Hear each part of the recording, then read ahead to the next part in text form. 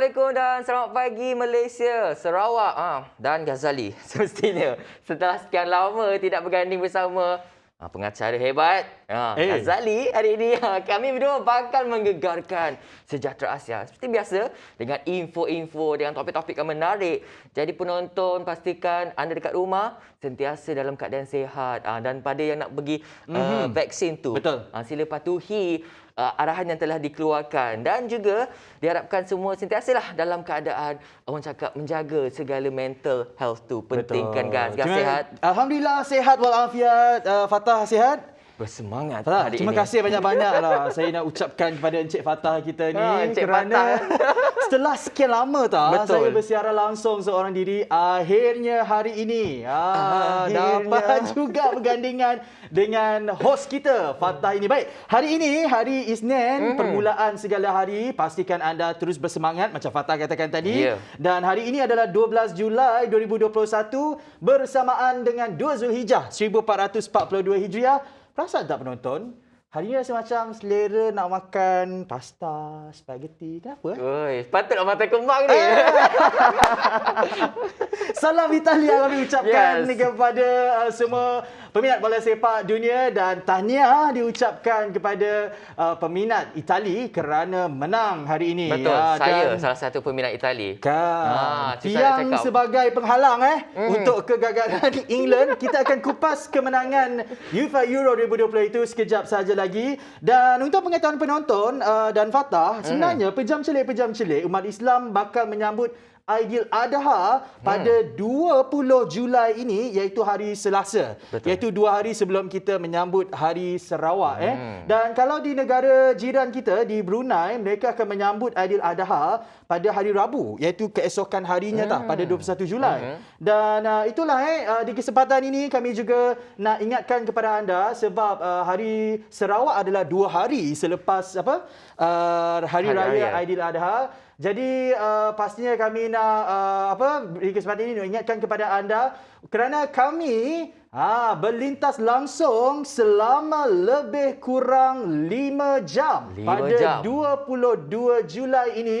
Banyak perkembangan yang akan kami bawakan kepada anda. Antaranya adalah kita menemu bual sejarawan, kita mengenali bumi Kenyalang dengan lebih dekat lagi. Kita berada di tempat-tempat bersejarah di Sarawak. Betul sih Fatah? Betul. Dan saya akan berada di tempat itu dan menceritakan suasana dekat macam mana kita mengimbau masa-masa kenangan-kenangan lama kita, kenangan-kenangan sejarah dulu kala, kejayaan lah. Dan tak cukup dengan itu, kita juga ada menemu bual figura-figura dan personaliti yang telah mengharumkan nama Sarawak bukan sahaja di peringkat nasional tetapi di peringkat antarabangsa. Jadi jangan lupa untuk terus setia bersama kami di Sejahtera Asia bersempena dengan Hari Sarawak seawal jam 7.30 pagi sehingga jam 12.30 tengah hari 22 Julai ini, hanya di TVS saluran 122 Astro dan MyTV. Okey, musim durian. Siapa suka makan durian kat sini? Fatah suka? Of course. Suka? Raja buah. Raja buah. Kalau bau durian tu Fatah boleh tahan Tahan. Saya kalau ni musim durian kan. Tempoyak. Nyaman. Aduh nyaman. Tempoyak masak dengan masak asam pedas. Aduh, sedap dengan ikan pelayak atau orang. Ya Allah, tapi nyamannya. Gas pernah rasa ni durian orang cakap yang kuning tu? Musangking. Yes. Yang tu saya B40. Kalau UB40 saya apa? Okey, kita nak bagi juga pengetahuan untuk penonton. Okey, alang-alang cakap mengenai B40 ni lah Kita ada 3 kategori untuk mengukur aras tahap pendapatan masyarakat Malaysia. B40 tu maksudnya 40% dalam kalangan kita mempunyai pendapatan yang paling bottom paling rendah. Dan M40 kiranya 40% dalam kalangan masyarakat Malaysia yang mempunyai pendapatan sederhana, dan yang paling tinggi adalah T20. Sebab bila bercakap mengenai durian ini, kita tahu musimnya adalah dari bulan Jun hingga Ogos. Dan ada terbaca satu artikel iaitu durian tidak mahal. Kita yang tak mampu beli katanya. Artikel ini menjadi tular di media sosial baru-baru ini kerana ada ada yang berpendapat kebanyakan masyarakat pada hari ini tidak mampu untuk membeli durian, lebih-lebih lagi yang jenis yang Fatah sebut tadi lah, Musang King kan. Tambah-tambah pula sekarang musim PKP tahap ekonomi masyarakat adalah tidak sebaik sebelum pandemik melanda. Betul tu. Untuk pembeli, iaitu bagi seorang, itu untuk pembeli lah, bagi seorang pengusaha durian di balik Pulau Pinang, Syamsul Abdul Aziz, beliau berkata, beliau terpaksa berdepan kerugian berganda sehingga mencecah RM80,000 ekoran hasil duriannya tidak dapat dipasarkan secara meluas ke negeri-negeri lain ekoran PKP yang sedang dilaksanakan sekarang ini. Jadi tepuk dada tanya selera, sila hantarkan komen anda. Kalau anda orang kata ngidam nak makan durian, anda sanggup belanjakan wang anda untuk membeli buah ini, lebih-lebih lagi untuk jenis Musang King mungkin sedikit mahal. Kalau Fatah sanggup tak belanjakan wang? Sanggup. Kalau mak saya cakap, kalau asal makan jangan berkira. Habis tu berkira pak wang tu berkira kat tang mana tu? Pak kehendak. Yang harus betul, kita kena. Yang kehendak jangan kita sesekali. Baik musim musang pula. Musim durian. Musim durian sehingga Ogos. Dan sekarang ni juga ada musim kempen kibarkan bendera putih yang bergiat aktif sebagai satu kibaran bantuan yang menjadi perbualan hangat netizen, dan rata-ratanya rakyat Malaysia telah memulakan langkah dengan menghulurkan bantuan kepada mereka yang susah. Dan terbaru ni Datuk Seri Vida telah membuat naik video di TikToknya di mana menunjukkan beliau singgah membeli di sebuah gerai anak muda di kawasan perumahan, dan menerusi video tersebut guys, beliau turut menjawab pertanyaan pengikutnya yang memohon bantuan makanan, dan video tersebut mendapat pelbagai reaksi netizen, dan rata-rata netizen berasa kurang senang dengan pendapatnya itu. Bukan itu saja, para netizen turut mengatakan jika tidak mahu membantu tidak perlu memperlekehkan mereka yang susah. Dan susulan daripada itu, anak Datuk Seri Vida, Cik B kena tempias. You all stay netizen. Cepat je buat kerja kan. Kenapa tak? Dia terkena tempias dan ditegur oleh netizen berikutan kenyataan yang dikeluarkan oleh ibu dia, dan dia ada memberi sedikit sedikit komen lah, balasan respon kepada dia menyokong ibunya lah. Tidak. Dia menentang ibunya. Dia tidak menentang, dia bercakap macam ni. Dia cakap Anda pernah menerusi perkongsian di Cik B di laman Instagram memaparkan tangkap layar komen daripada netizen yang memintanya untuk supaya faham mengapa ibunya menerima kritikan yang hebat daripada warga net. Dan Cik B tampil memberi respon terhadap isu tersebut yang hebat diperkatakan ramai, dan dia berkata, saya harap masyarakat memahami saya dan ibu adalah dua individu yang berbeza. Ibu saya berhak untuk memberi pandangannya, tetapi tidak bermakna kami berkongsi pendapat yang sama. Mama seorang yang hebat dan saya hormati. Dia cakap macam tu. Wow, itulah anak boleh cakap macam tu. Itu kita orang cakap, janganlah kita sebabkan seseorang itu kita yang kena. Janganlah kita jadi netizen yang tidak tidak bertanggungjawab lah. Betul. Sebab kalau kita lihat sekarang ini semakin canggih teknologi itu, semakin kena kuat dan ketat untuk kita kawal budaya kita dalam menyampaikan pendapat kita di media sosial. Jangan orang kata sebarang kelakar lah. Takut kelak orang kata terajak pau boleh diundur. Terajak kata badan binasa. Okey, kempen bendera putih. Namun bendera hitam ada nak tak? Ada. Kebelakangan tu. Ada. Selepas itulah kempen mengibarkan bendera putih tu untuk membantu masyarakat yang terkesan akibat pandemik COVID-19. Kempen mengibarkan bendera hitam pula hadir atas tujuan yang berlainan. Ini bendera ini adalah untuk menzahirkan rasa kecewaan mereka rakyat ini terhadap kerajaan. Dan ini agak isu sensitif sebenarnya, dan polis sebenarnya membuka kertas siasatan berhubung kempen mengibarkan bendera hitam ditular menerusi media sosial yang didakwa berbau hasutan. Baru-baru ini sebuah pertubuhan bukan kerajaan NGO dilaporkan mengeluarkan kenyataan yang mengajak rakyat mengibarkan bendera hitam ini sebagai menzahirkan kekecewaan terhadap kerajaan yang didakwa gagal menguruskan negara. Dan Timbalan Presiden Parti Pribumi Bersatu Malaysia Datuk Sri Ahmad Faizal Azumur berkata kempen itu tidak membantu rakyat yang terkesan akibat Perintah Kawalan Pergerakan PKP, malah tiada kena mengena dengan usaha membantu rakyat. Menurutnya juga, sebalik kempen ini menyebabkan fokus membantu rakyat itu tidak diberikan sepenuhnya. Terganggu. Dan kempen bendera hitam ini tiada kena mengenalah dengan kesusahan sebenarnya pada rakyat ketika ini. Sepatutnya fokus dan tindakan kita biarlah ke arah yang dapat membantu rakyat. Bukan menambah buruk lagi lah kemelut yang sedia ada. Dan itulah sebenarnya kita sekarang ni semua pihak sekarang ni dalam kemelut kerisauan. Macam mana nak COVID ni kan. Dan artis dan sekarang ni yang menarik dia ada artis nampaknya dalam tempoh pelaksanaan lockdown ini mana menarik ramai selebriti tampil menyumbang tenaga sebagai sukarelawan turun padang program. sekali. Yes. Program imunisasi COVID-19 kebangsaan PICK, termasuk pelakon Dayan Trisha. Berkongsi aktivitinya di Instagram menjadi sukarelawan di PPK Universiti Kebangsaan Malaysia. Rata-rata netizen teruja dan mahukan mendapatkan vaksin di sana. Amboi, semangat. Pantang tengok perempuan cantik. Dan tidak kurang juga ada yang berharap agar diberi peluang untuk menukar lokasi, guys. Dan untuk mendapatkan vaksin. Dan bukan setakat Dayan Trisha, kita ada Mimi Lana, kita ada Fiza Omar, kita ada Anik Suhail, kita ada Nazim Othman, kita ada Amelia Edison, Putri Aisyah dan yang pakai PPE lagi. itu siapa tak? Yang pakai PPE itu adalah Anik. Hero remaja.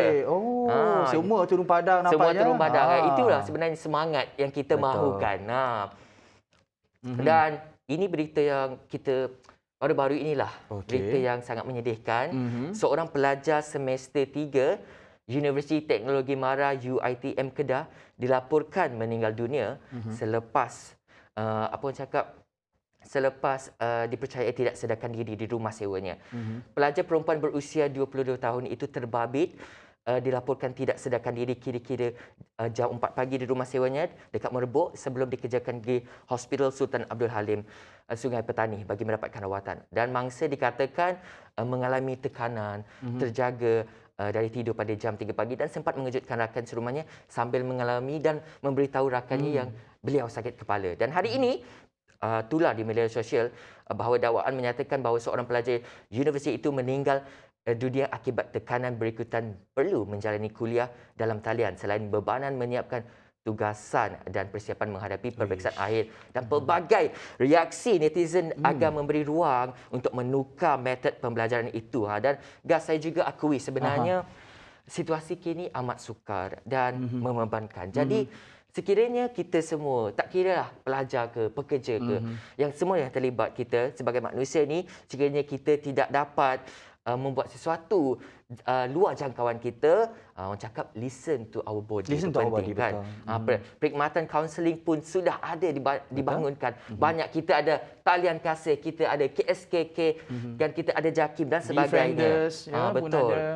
Jadi tolong dapatkan pertolongan profesional jika anda melalui situasi sebegini, dan mereka sebenarnya ada untuk mendengar anda. Itulah kata orang kita juga sebagai komuniti sekeliling bila melihat mereka yang memerlukan kita, jangan segan silu dan jangan berat tulang untuk membantu mereka yang memerlukan. Mungkin bantuan kita ini cukup bermakna buat mereka. Baik, itu semua warm up topik yang kami bawakan kepada anda. Kesian tengok Cik Fatah ni mengah Back to back, banyak topik yang dibawakan. Sebab itulah seronok sebenarnya nak bercerita kepada penonton ni kan. Banyak pengisian yang mereka dapat pagi kita. Dan pastinya tadi saya nak makan pasta, nak makan spaghetti. So kita bawakan perkembangan sukan. Sebelum itu, kongsikan kepada kami di media sosial ramalan anda tepat ataupun tidak. Adakah pasukan kegemaran anda memperoleh kemenangan? Sebab orang kata semalam adalah Super Sunday tah. Banyak perlawanan yang menjadi perhatian peminat sukan di seluruh dunia. Kita mulakan dengan Copa America. Argentina menjuarai Copa America 2021 selepas menewaskan Brazil 1-0 pada aksi final melalui jaringan yang dilakukan oleh pemain PSG Angel Di Maria semalam. Agak dramatik selepas perlawanan itu tamat kerana suasana bertukar menjadi pilu apabila pemain Brazil Neymar menitiskan air mata sebaik whistle penamat dibunyikan. Namun selepas itu yang menariknya dan menjadi perhatian diredakan diredakan dan menerima palukan sebagai tanda persahabatan daripada pesaing terdekat dan sahabatnya pada masa yang sama, iaitu tidak lain tidak bukan pemain Argentina Lionel Messi. Itu orang kata walaupun kita bersaing untuk merebut gelaran kejuaraan, tapi tak ada apa yang dapat menandingi persahabatan kita dan persaingan sihat kita dalam bidang sukan, terutamanya sukan bola sepak. Itu Copa America. Juga kami nak bawakan UEFA Euro 2020, pertemuan dua pasukan gergasi. England menentang Itali. Gol terpantas pada mulanya dicatatkan oleh England. Gol terpantas dalam sejarah Euro. Berpuluh ribu penyokong England. Walaupun berpuluh ribu yang datang ni. Termasuk selebriti. Kita ada David Beckham, Tom Cruise. Namun, apakan daya, saya boleh kata-kata, tiang menjadi penghalang semasa penalti, dan ini menyebabkan Itali di bawah kelolaan jurulatih Roberto Mancini menang 3-2 mengalahkan England. Kemenangan meja kedua Itali ini adalah kemenangan yang kedua sebenarnya, iaitu selepas kemenangan Itali 15 tahun yang lalu. Lama tu pada FIFA World Cup 2006. Tahniah sekali lagi kami ucapkan kepada Itali. Apabila saya dalam perjalanan nak pergi kerja pagi ni, amboi, corong-corong radio, semua mainkan lagu Itali pagi ni.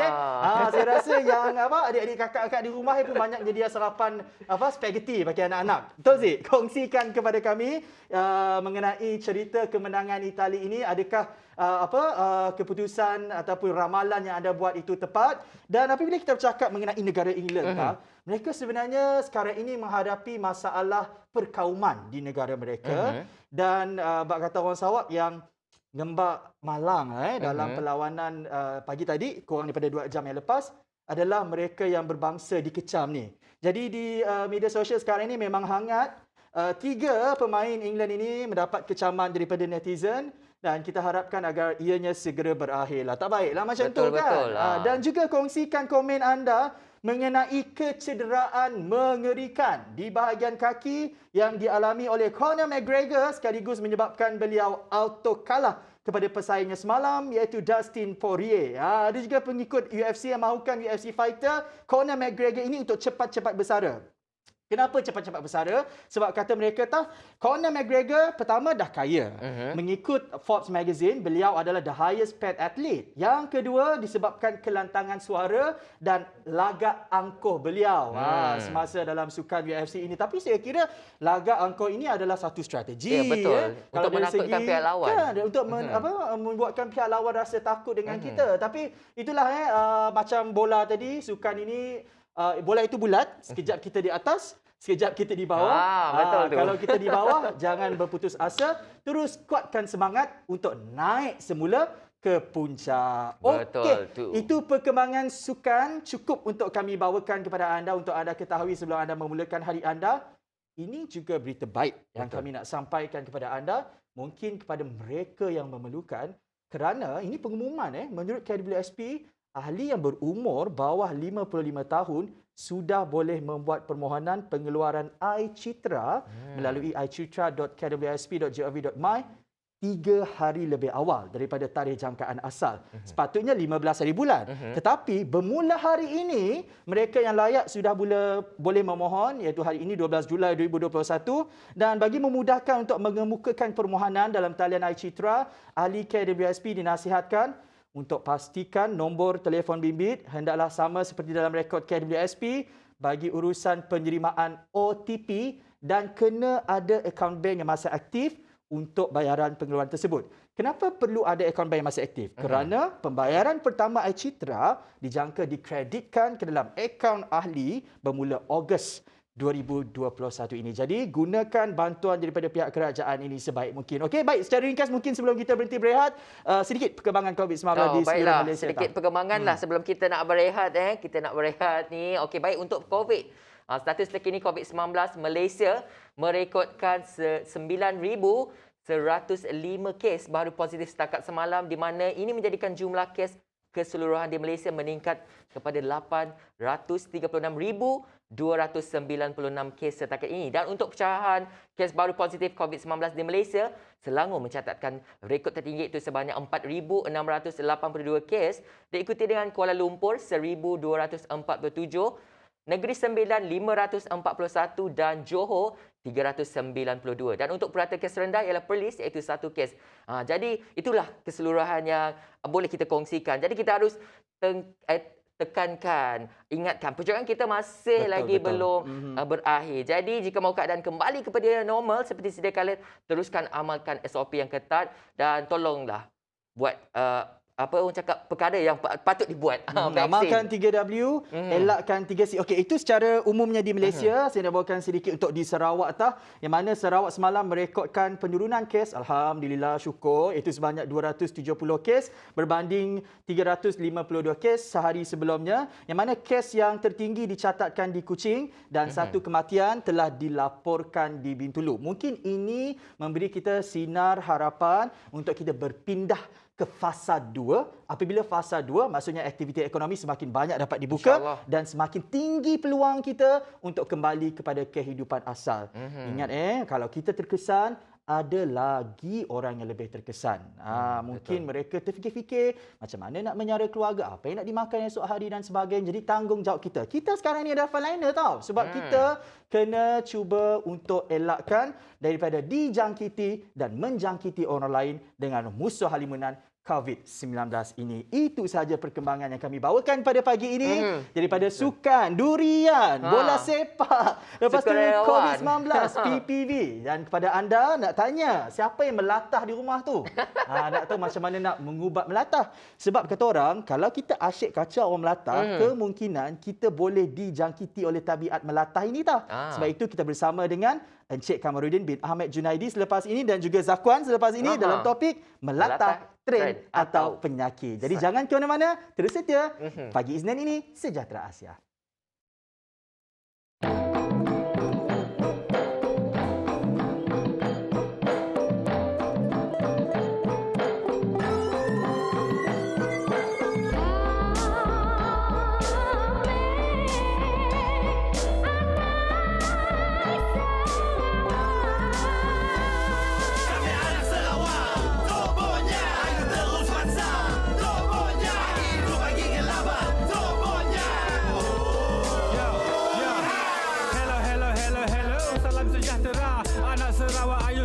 Bersama kita bersatu hati, budaya dan bangsa. Tak kira siapa, kita duduk semeja. Ini tanah kita, ini tempat kita. Ayo anak muda, kita terus pansang seperti kenyalang di angkasa terbang. Negeri aman damai, Sarawakku sayang.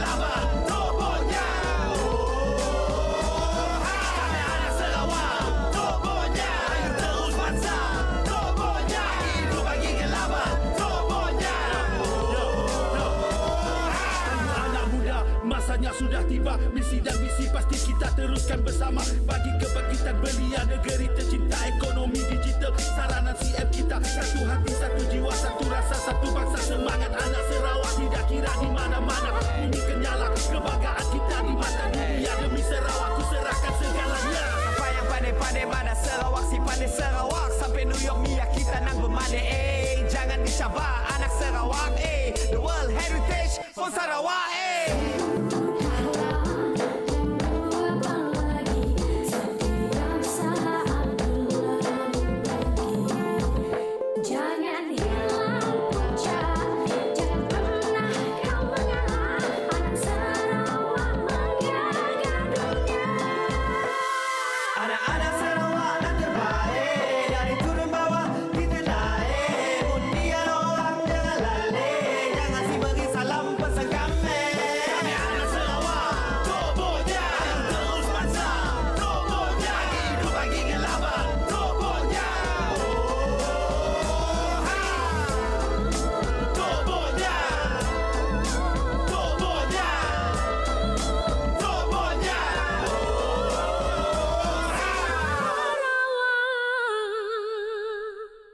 pokoknya.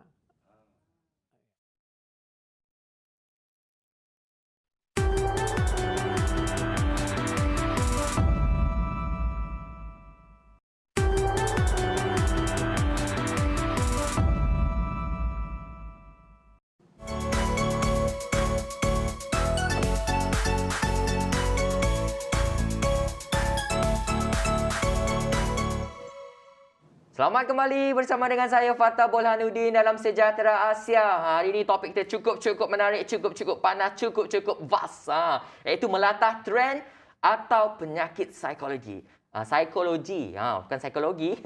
Kita biasa melihat seseorang itu melatah, semakin galak usikannya, semakin jadi-jadilah itu. Tidak mengapa jika orang itu melatah, itu hanya sekadar terkejut. Bagaimana jika individu itu melatah itu memegang objek yang tajam dan berbahaya dan secara tidak spontan mengejar orang itu sampai mengganggunya, atau mungkin dipukul ataupun ditampar secara spontan ataupun dicederakan. Tidakkah itu membahayakan?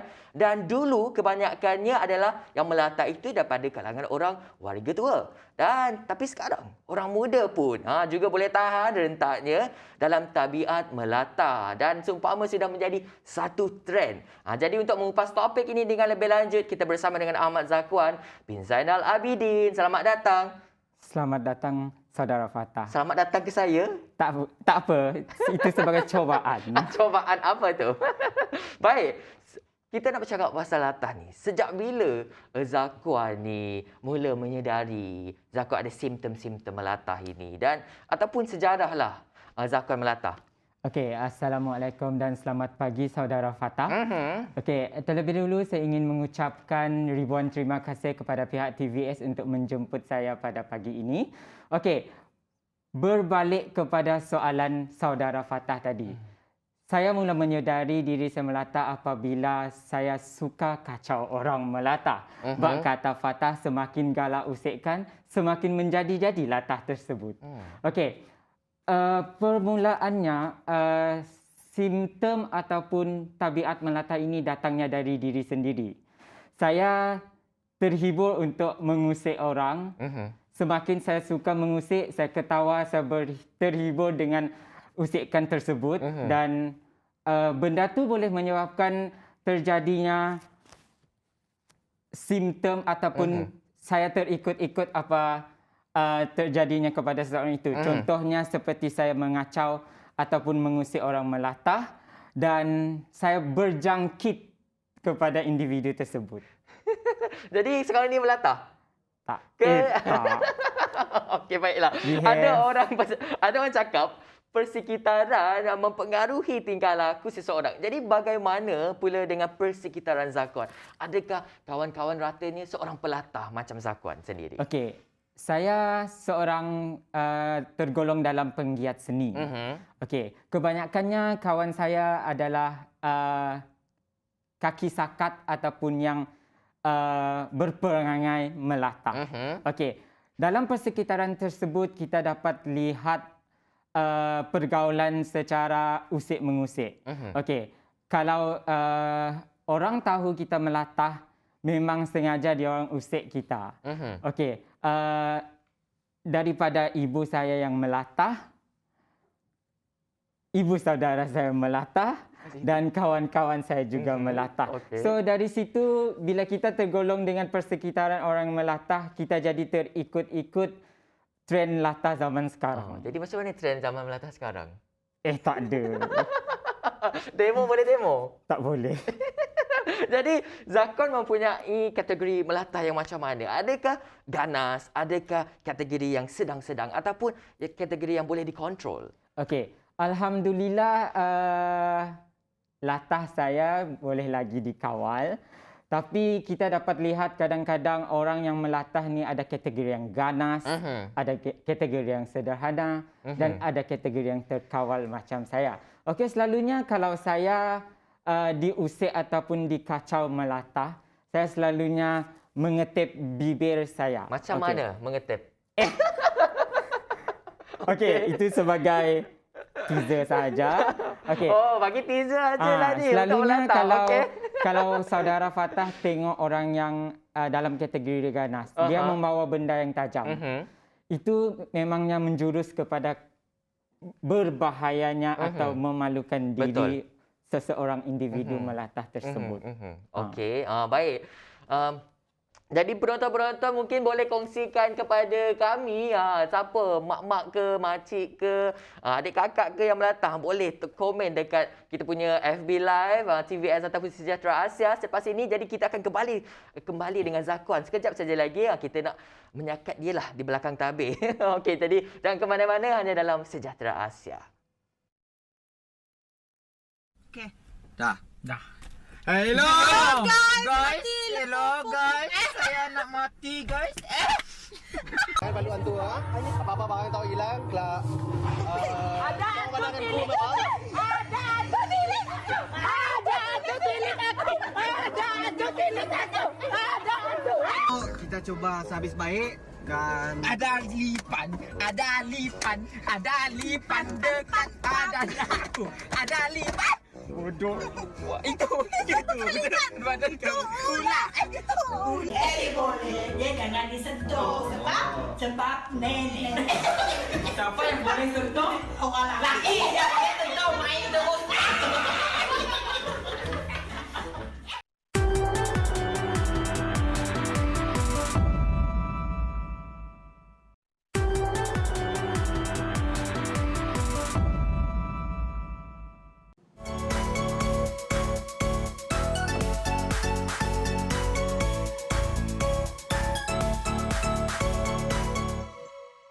Baik, kita bertemu kembali dengan Zakuan sekejap saja lagi. Okey. Bukan sekejap saja. Sekarang ni kita nak jumpa Zakuan, nak menemu ramah dia lagi sekali. Okey, Zakuan. Ada pelatah ni dia suka desakat dan ada juga yang tidak suka sebab penat ataupun lelah. Jadi, kalau Zakuan macam mana pula? Adakah suka-suka desakat ataupun bagaimana? Okey, siapa yang suka disakat dan diusikkan? Okey, bagi saya benda usik-mengusik ni boleh menyebabkan kepenatan. Kepenatan. Okey. Boleh bawa tidur lah. Tak boleh. Okey, jika saya asyik diusik oleh rakan-rakan yang tahu saya melatah, memang keadaan itu sangat penat dan melelahkan. Okey, bagi kadang-kadang kita dapat lihat pada warga tua yang melatah tu, kita dapat tengok betapa kesihannya kita melihat bila kita usik asyik mengusik mereka, mereka nampak penat. Dan pernah terjadi satu ketika dahulu apabila saya suka usik orang melatah juga, sampai orang tu penat memang sampai nak pengsan. Itulah sebenarnya bahaya melatah ni. Walaupun dia sebagai hiburan untuk kita semua, tapi dia melelahkan. Penerbit pun ada soalan baru je. Dia cakap macam mana Zakuan vaksin? Sebab vaksin ni jarum tajam. Mungkinnya ada orang cakap takut ataupun mudah terkejut bila tercucuknya dekat badan. Macam mana? Okey. Ataupun terkejut macam mana tu? Waktu nak vaksin tu, baca doa. yes, permulaannya mestilah baca doa kan. Okey. Tapi apabila jarum yang nak dicucuk ke lengan saya, kita first baca doa, lepas tu benda dalam otak tu semua tak terfikir. Zakuan pun tak ada rasa nak terkejut. Zakuan pun tak ada rasa nak takut. Benda dalam kepala tu dah suntik, sudah. Tu je. Lantak je lah nak jadi apa. Tapi kalau ada kawan Zakuan yang teman Zakuan dalam masa suntikan tu, mesti ada terjadi sesuatu kalau mereka ada. Nasib baik mereka Contoh tak macam ada. mana? Okey, itu sedikitlah. Jadi, bila kita lihat ramai sebenarnya membuat konten sebegini sebagai bahan hiburan lawak dan yang sebenarnya secara tidak langsung memberi pendapatan itulah. Dan macam tadi kita tengok VT tadi, gelagat Zakuan dengan rakan-rakan membuat video. Jadi, adakah itu sebahagian daripada konten Zakuan sendiri? Okey. Sebelum ni memang kita orang aktif untuk membuat konten sebegini, tetapi disebabkan oleh pandemik COVID-19 ini, kita dan saya dan kawan-kawan jarang berjumpa. So mereka masing-masing ada prioriti mereka sendiri. So kita stop dahulu, insya-Allah kalau masa mengizinkan kita buat konten ini balik, sebab ramai kita lihat budak-budak zaman sekarang membuat konten sebegini untuk meraih pendapatan mereka. Betul. So bila kita orang buat konten sebegini, kita dapat menghiburkan orang dengan gelagat-gelagat yang ada sekarang, dengan trending-trending yang ada sekarang. So why not kita buat konten sebegini untuk meraih pendapatan seseorang. Berhibur sambil meraih pendapatan. Ya. Betul tu. Dan ada orang cakap tak semua orang suka dengan hiburan lawak melatah ini, dan ada juga yang merasa rimas, merasa kata orang Sarawak inggalah. Jadi macam mana Zakuan menguruskan tekanan dan persepsi daripada segelintir masyarakat yang macam ini? Okey, bagi saya benda tu adalah boleh dikatakan satu penyakit. Kita nak buat macam mana kalau benda tu terjadi kepada diri kita atau terjadi kepada orang yang melatahkan. So bagi saya lantak je lah. Orang nak cakap apa, orang nak rimas ke, orang nak berkata di belakang ke. So saya dan golongan-golongan sebegini melihat keadaan dalam situasi. Okey, jika situasi itu di halayak ramai, kita boleh menjurus untuk dibawa dengan kemaluan, tapi kita tengok situasi. Kalau situasi itu tidak ramai orang, benda tu boleh pakai usik. Kalau benda tu melibatkan orang yang ramai di tempat awam, kita behave. Sebab benda tu, kalau orang tak kacau, kalau orang tak usik, benda tu takkan terjadi. Sebab tu adalah satu apa? Satu kejadian yang tidak dapat dijangka. Jadi kalau saya usik ni melatah tak? Tak. Okey, baik, ini pada pandangan Zakuan, melatah ini trend ataupun penyakit? Sebelum kita nak menutup ni. Okey. Nak dikatakan sebagai penyakit, dia bukan satu penyakit. Sebab orang yang golongan melatah ni, dia tidak tahu apa-apa keadaan semasa. Dia tak tahu apa berlaku kepada diri dia. Anda tidak tahu apa yang anda berlaku? Ya. Macam saya, Okey. orang tertentu saja yang tahu saya melatah. Kalau macam orang yang saya tak kenali, dia orang tak kenal siapa saya, so dia orang tak tahu saya melatah kata. Tapi kan Zakuan telah membuat konten melalui media sosial. Mungkin Zakuan cakap ada segelintir tidak tahu, tapi saya rasa ramai yang tahu Zakuan sebenarnya sebab Zakuan membuat konten melatah kan. Okey, dari segi konten tu, kalau ada orang yang tengok, dia tahu kan kita melatah. Tetapi saya pun menerima komen-komen yang negatif ya, artis kan. Okey, komen-komen yang negatif, orang cakap ada yang rimas lah, ada yang tak suka, ada yang cakap orang yang melatah ni buat-buat. So saya tak hiraukan semua benda tu, tetapi apa yang mampu saya cakap, kalau boleh biasakan diri dengan orang melatah, sebab dalam keadaan yang tidak tahu apa-apa, orang melatah tu boleh dikatakan macam tak tahu halat tuju ataupun tak tahu apa yang berlaku kepada mereka. Mungkin boleh kongsikan komen-komen lah, yang komen-komen apa terhadap melatah Zakuan. Adakah orang mengomen buat-buat? Certain people cakap memang ada buat-buat, tapi dia tak tahu. Hanya orang yang melatah tertentu saja tahu apa terjadi kepada diri mereka. Sebab benda yang nama melatah ni boleh menyebabkan diri sendiri rasa penat. Kalau orang tak usik, kita takkan melatah.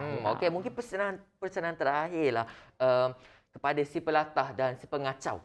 Okey. Kepada si pengacau tu, seperti saya. Kepada si pengacau tu, melatah ni tiada ubat khusus. Okey, kalau boleh jangan suka mengusik atau mengacau golongan sebegini sebab ia boleh menjurus kepada membahayakan dan memalukan orang golongan sebegini. So, stop kacau orang melata, nanti kamu berjangkit juga. Untuk si pelatah. Okey, untuk si pelatah, kamu boleh buang tabiat ini. Kamu mindsetkan mindsetkan otak kamu, fikir. Kalau niat kamu tak ada nak melatah, orang takkan kacau, so benda ni takkan jadi.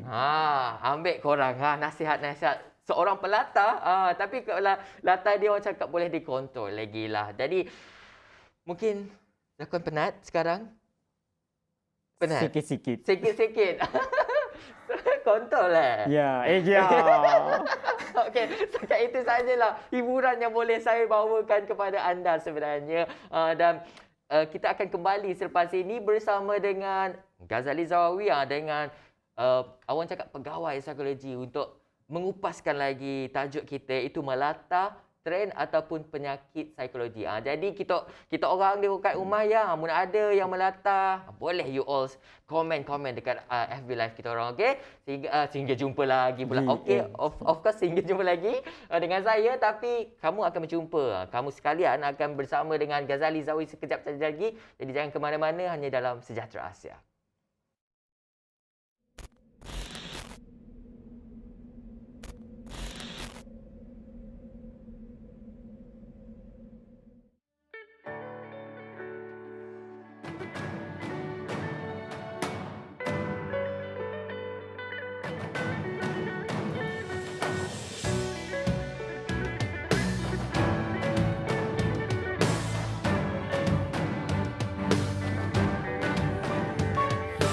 Semangat yang dirasa sedang membara. Jiwa ini tak pernah henti, terus melangkah. Tiada jurang antara kita, orang kita sembilan bangsa. Marilah kita bangkit bersama demi negara. Bersama kita membangunkannya. Marilah kita menjayakannya. Oh ya, lekas kita bersama-sama. Kini kita maju sama-sama. Tanah kita, ini rumah kita. Sama kita bina, sama kita jaga. Lekas kita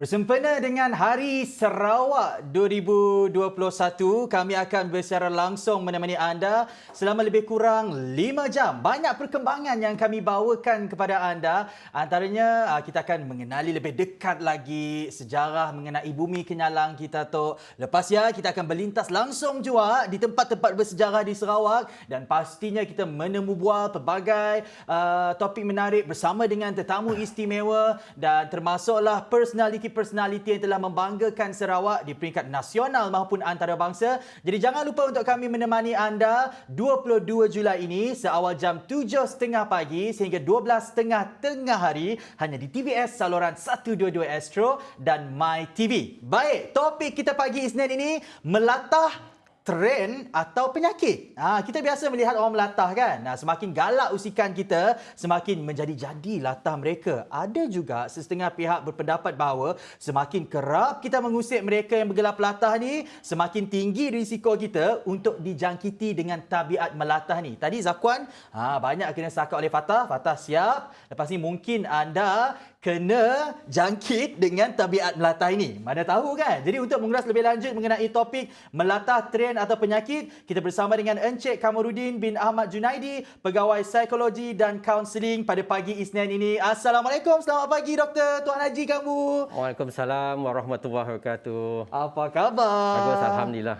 Sihat, terima kasih sudi bertandang ke Sejahtera Asia pagi Isnin ini. Okey, terima kasih. Okey, Tuan Haji, kebiasaan orang yang melatah ni adalah terdiri daripada golongan warga emas. Namun terdapat juga kebanyakan golongan muda pada hari ini yang semakin ramai yang sudah mula melatah. Pada pandangan Tuan Haji kamu lah, kenapa agaknya perkara ini berlaku pada hari ini?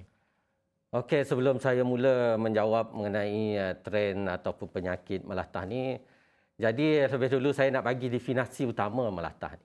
Kalau kita lihat dari segi definisinya dari sudut perubatan ataupun sudut sosiologis, definisi melatah didefinisikan sebagai satu tindak balas tertentu apabila dikenakan tekanan secara tiba-tiba, iaitu secara terkejut yang melampau. Jadi kalau kita biasa melihat seorang melatah semakin seperti kita ingat Zakuan tadi, semakin galak usikan, semakin menjadi-jadi. Jadi masyarakat kita terutama dia ni berlaku dengan kaum Melayu, cukup sinonim dengan melatah, tetapi terutama dari golongan yang berumur. Tapi sebab ia menghibur dan sehingga mencuit hati, mungkin itulah gambaran paling tepat bagi menggambarkan gelagat mereka yang melatah ini. Jadi kalau kita lihatlah, latah itu juga seperti satu penyakit saraf. Yang menyebabkan seseorang itu tidak sedar apa yang dilakukannya. Kalau kita mengikut perubatan ataupun suruhan, ia merupakan satu menyebabkan seseorang itu meniru tanpa disedari. Kadang-kadang mengeluarkan perkataan atau membuat sesuatu dengan tidak disengajakan. Kerana utamanya mereka terperanjat sebenarnya, dikejutkan.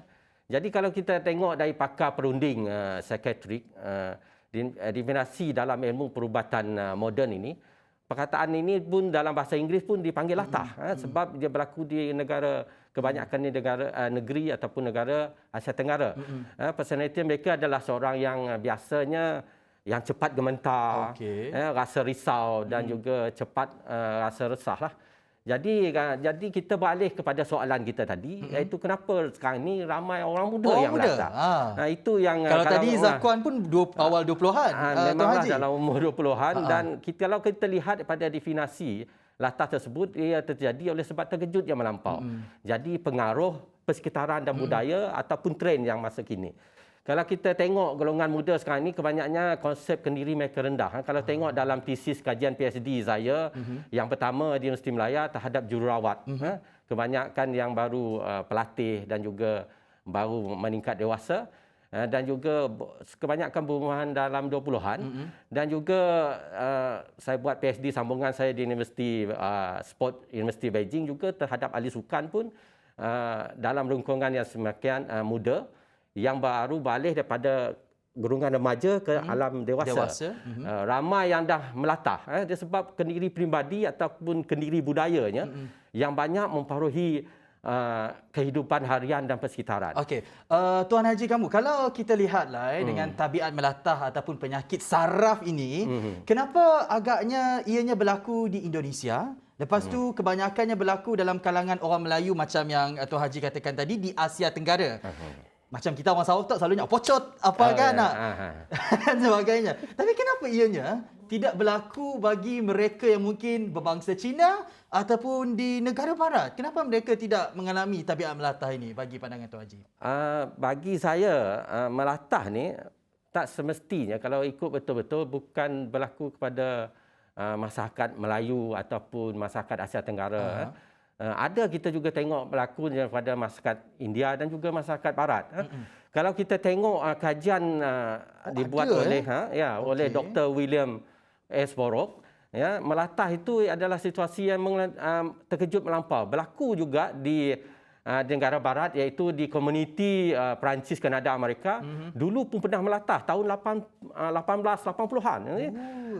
Yang juga yang kita fenomena yang kita panggil the jumping Frenchman of mind. Yang kita panggil jumping ataupun jumper ni, dia juga melatah. Dan dia berlaku terhadap budaya ataupun komuniti orang Perancis, Kanada, Amerika. Jadi kalau kita tengok di sini, fenomena ini berlaku di mana dia kat sebuah komuniti tukang kayu di Perancis, Kanada iaitu di Moonset Lake Mine. Mananya beliau jumping ni dia melatah. Melatah. Agak-agaknya kan Tuan Haji, macam mana lah masyarakat India melatah kan? Saya tanya-tanyalah. Kalau sebab dia lebih popular macam kita. Kalau kita tengok filem-filem Tamil ataupun filem-filem Hindi. Ada part diorang terkejut lepas tu melatah. Dia akan melatah. Manakah? Bukan. Dan berlaku sedemikian. Jadi kadang-kadang sebab apa melatah ni dia akan seperti juga berlaku di Rusia. Yang dia panggil mayachit. Mayachit artinya bertindak bodoh. Iaitu dikatakan satu kebiasaan yang berlaku terhadap mereka yang tinggal di satu bandar yang dipanggil Yakut. Yakut iaitu diiktirafkan dan dinobatkan sebagai bandar paling sejuk di dunia. Bukan sahaja Malaysia, bukan sahaja Indonesia, India ada melatah, Rusia ada melatah. Sebab melatah ni bahayanya, ia boleh mendatangkan satu kepenatan, keletihan kepada mereka yang bergelar pelatah ni. Kedua, kecederaan kalau di luar kawalan. Rawatan terbaik secara ringkas untuk mereka, Tuan Haji Kamudin, macam mana? Okey, kalau sebab ia berlaku di bawah sedar, maknanya unconscious mind. Maknanya bila dikejutkan, seseorang itu akan mula melatah. Macam kita ikut Jepun, kalau tidak diusik, dia tak melatah. Kalau kita lihat, bila berlaku di bawah automatik ini, maknanya teknik pernafasan. Fokus terhadap, maksudnya macam self-hypnosis. Di mana cuba masuk kepada keadaan di bawah sedar untuk mengawal situasinya. Jadi amalan ini bagi seorang pelatah, dia kena amalkan. Seperti tadi kita dengar daripada si Zakuan, bila dia nak diinjek, dia cuba perbetulkan keadaan di bawah sedarnya bahawa mengelak daripada menerima usikan daripada orang lain. Sekali lagi rawatannya adalah self-hypnosis. Dan kalau tengok sewaktu saya masih bekerja di hospital, macam kes-kes yang melibatkan fobia melampau, panic attack dan sebagainya, satu cara yang terbaik adalah hemoterapi, medical hemoterapi. Mereka boleh dapatkan rawatan tersebut di fasiliti kesihatan kita, Tuan Haji. Boleh. Okey, Tuan Haji. Kalau Amerika popular dengan penyakit anoreksia, Nigeria pula popular dengan penyakit kesihatan mental, dan di Malaysia dengan penyakit saraf melatah ini, secara kesimpulannya secara ringkas, Tuan Haji, adakah melatah ini satu trend atau penyakit sebenarnya? Kalau kita lihat daripada definisinya sendiri, maknanya bahawa pakar perunding kanan neurologi hospital sekalipun menafsirkannya sebagai sesuatu yang berlaku ni adalah satu bentuk penyakit rakyat. Penyakit rakyat maksudnya yang dikaitkan dengan masyarakat, budaya ataupun kaum tertentu. Sindrom berasaskan budaya ini biasanya adalah kombinasi dari segi gejala psikiatrik dan somatik, iaitu berhubung kait dengan tubuh badan. Jadi yang dikenal pasti hanya dalam masyarakat ataupun budaya tertentu. Tapi walaupun melatah bukan satu penyakit, kalau bukan satu penyakit sekalipun, maka kita tidak kita jangan tidak mula membendungkannya. Kita cuba membendungkannya. Cuba membendung, ya. Dengan cuba memberi kesedaran kepada masyarakat ataupun sesiapa juga dalam lingkungan individu melatah supaya mencari bentuk hiburan yang lain. Cari bentuk hiburan yang lain. Berbanding dengan sengaja mengejutkan golongan ini. Sebab kalau kita asyik kacau, tak dia akan mustahil menjadi. kita pula yang akan dijangkiti. Terima kasih banyak-banyak kami ucapkan kepada Pegawai Psikologi dan Kaunseling Encik Kamarudin bin Ahmad Junaidi. Terima kasih banyak-banyak Tuan Haji. Walaupun secara ringkas tapi cukup padat, mana tahu kita boleh temu bual beliau lagi untuk topik-topik psikologi yang lain. Dan kepada anda di luar sana, kalau kita melatah ni, salah satu caranya adalah kita boleh tingkatkan daya fokus kita supaya dapat mengelak daripada penyakit rakyat ini dijangkiti kita. Seperti contoh, kalau kita beribadat, kita fokus, kita tak melatah kan? Boleh cubalah Pada anda di rumah, pastikan anda terus setia bersama kami di Sejahtera Asia. Esok hari, setiap hari kami bersiaran 7.30 pagi. Dan untuk hari ini sampai di sini sahaja. Kami Ghazali Zawawi. Assalamualaikum. Selamat pagi Isnin. Teruskan semangat memulakan hari anda. Assalamualaikum. Jumpa lagi.